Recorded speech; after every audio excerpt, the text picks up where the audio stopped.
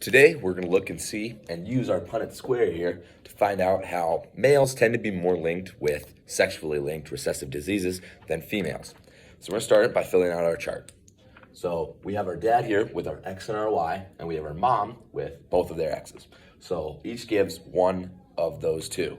So we just fill in the box, X, X, one from dad, one from mom, X, Y, one from mom, one from dad, X, X again, and then X, Y again.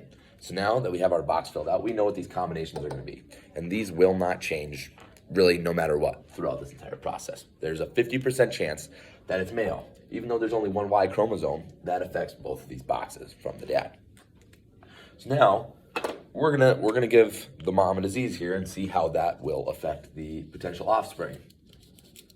So now the mom is a carrier for the disease. So she's got a red infected X here, and that carries out to both of these two offspring, the ones that are affected from that specific box.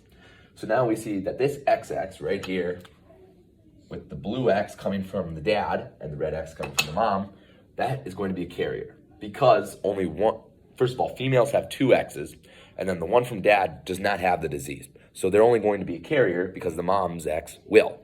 While the male, they only have one X, and that's going to come from mom, which means they will have that disease, while the Y is just going to come from the dad, and that won't really play a role in this.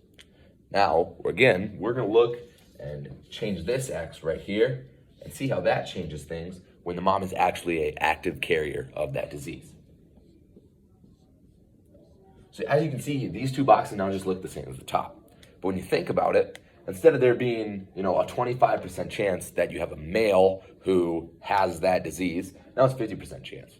If these two parents have a male, they will have the disease because mom has two of those infected red X chromosomes that will translate over to the baby. If we look over at the females here, you can see that's also one red, one blue, but they have two X chromosomes, which is different than the male who will have a Y. So because of this blue X that comes from dad, they will only be carriers of the disease and not actually affected by it because of those two X chromosomes, but only one coming from mom. Well, the males have one X chromosome that comes from mom, and that will ultimately give them that disease.